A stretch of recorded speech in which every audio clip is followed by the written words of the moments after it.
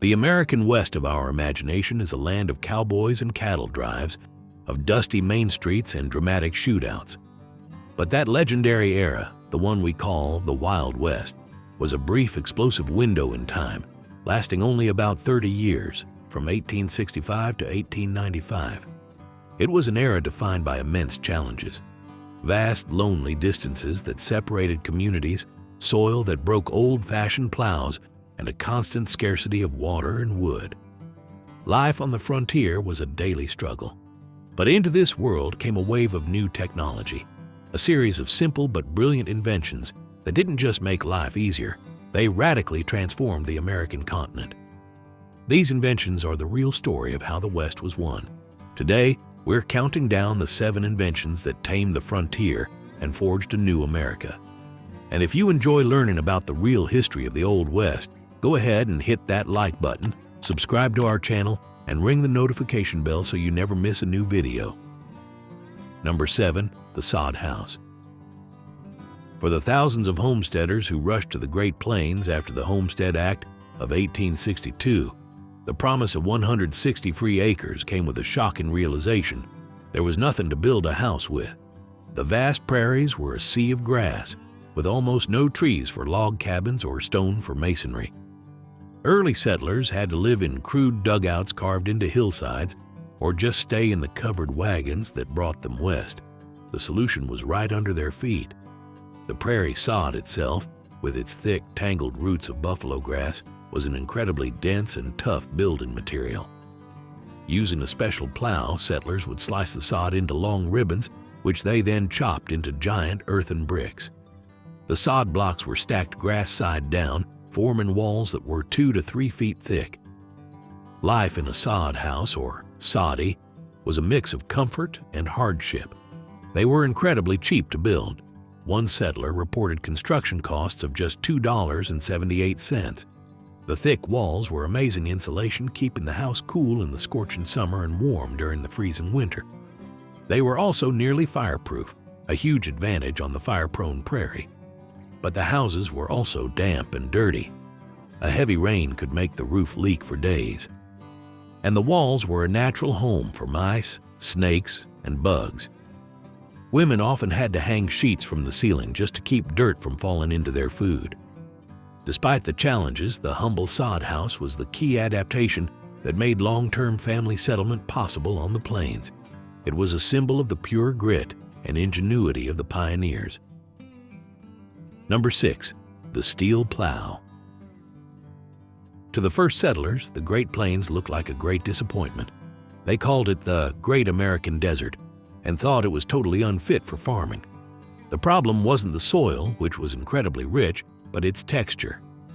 The dense prairie soil, matted with tough grass roots, clung to their cast iron and wooden plows like glue. A farmer had to stop every few minutes to scrape the heavy muck off his plowshare. Plowing a single acre of land could take an entire day. The answer came from a blacksmith named John Deere in Grand Detour, Illinois. In 1837, he figured that a plow with a highly polished, curved surface would clean itself as it cut through the earth. Since steel was hard to come by, he got a broken steel saw blade from a local mill and forged it into a new kind of plow. It worked perfectly.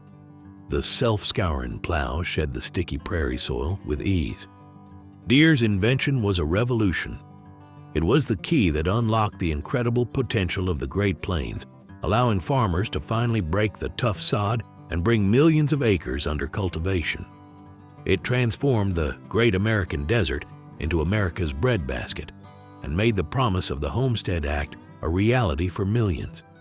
This agricultural boom fed the nation. But it also created a chain reaction. The new fields needed to be protected, which drove the demand for barbed wire. The new farms needed water, spurring the use of the windmill, and the massive surplus of grain needed to get to market, making the railroad a vital commercial artery. The steel plow wasn't just a tool, it was the foundation of the entire agricultural frontier. Number 5. The Self-Regulating Windmill. The biggest challenge on the Great Plains wasn't the soil, it was water. Much of the region was dry, with very little rainfall and long, punishing droughts. Life was tied to the few rivers and streams, leaving millions of acres of land uninhabitable. Deep underground, there were massive aquifers of water, but getting to it was too expensive and difficult for the average homesteader. Windmills had been around for centuries, but they were not suited for the frontier. They were expensive and required constant work to keep them facing the wind and to protect them from the violent prairie storms. The breakthrough came in 1854 from a Connecticut machinist named Daniel Halliday. He invented the first commercially successful self-regulating windmill. A tail vane automatically kept the blades pointed into the wind, and a clever governor system would change the angle of the blades in high winds to slow them down and keep the machine from destroying itself. The self-regulating windmill was a game changer. It provided a cheap, reliable, and automatic way to pump water from deep underground. For the first time, settlers could leave the rivers behind and establish farms and ranches in the vast interior. The windmill provided water for families, for crops, and for the huge herds of cattle that defined the new ranching economy. It was also critical for the railroad. Steam locomotives were thirsty machines, and the railroad companies built windmills and water towers about every 20 miles across the plains, creating a network of man-made oases that made the iron horse run. The windmill was the quiet, unsung hero of the frontier, the enabling technology that made large-scale settlement of the arid West possible. Number 4.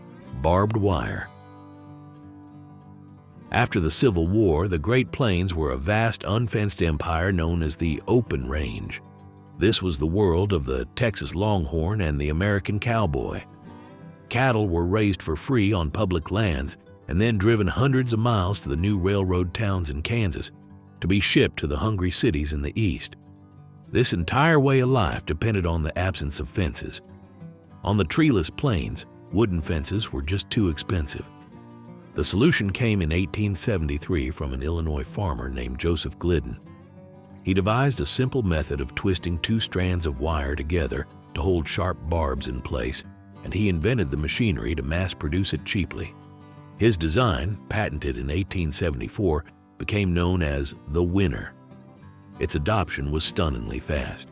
In 1874, only 10,000 pounds of it were sold. By 1880, that number had exploded to over 80 million pounds. Barbed wire, called the Devil's Rope by those who hated it, changed the West forever. It single-handedly ended the era of the open range and the great cattle drives. The cowboy's nomadic life was replaced by modern ranching on fenced-in pastures. But this enclosure of the land led to violent conflict. The fence-cutting wars broke out, especially in Texas, as landless cowboys and small ranchers fought back against the big cattle companies that were fencing off huge tracts of land and vital water sources. But this technology of division had a surprising second act. In the vast, isolated spaces of the plains, settlers hooked telephones directly to their barbed wire fences, creating their own grassroots communication networks. The very invention that carved up the West also became a medium that connected its scattered communities.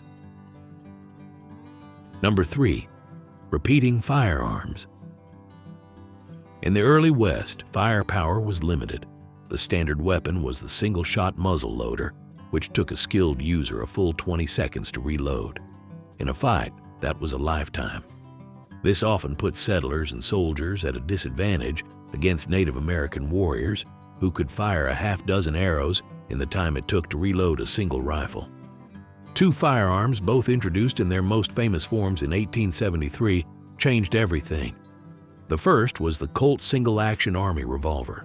Nicknamed the Peacemaker, it was a reliable, powerful .45 caliber handgun that offered 6 shots as fast as a man could cock the hammer. The second was the Winchester Model 1873 lever-action rifle. Marketed as the gun that won the West, its lever action allowed a shooter to fire its 15-round magazine in under a minute. Crucially, it was often chambered for the same cartridges as the Colt revolver, meaning a man only had to carry one type of ammunition for his rifle and his sidearm. These repeating firearms dramatically shifted the balance of power, giving settlers in the U.S. Army a massive advantage in conflicts with native tribes. They became the iconic tools of the frontier, used by everyone from homesteaders and cowboys to outlaws and the lawmen who hunted them. But the image of the quick-draw duel is mostly a myth created by dime novels.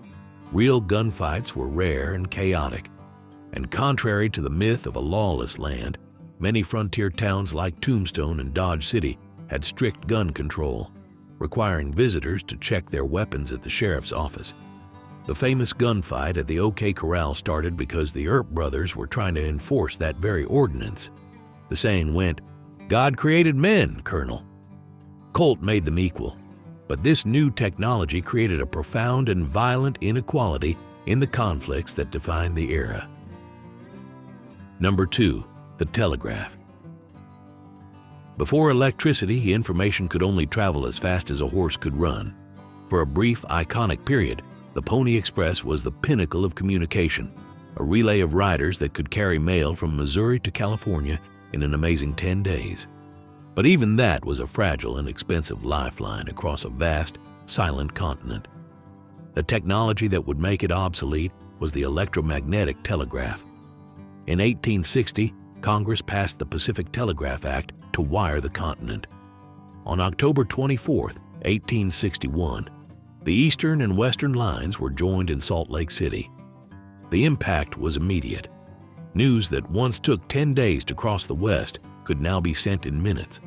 The Pony Express, a symbol of frontier speed just the day before, was officially closed 2 days later.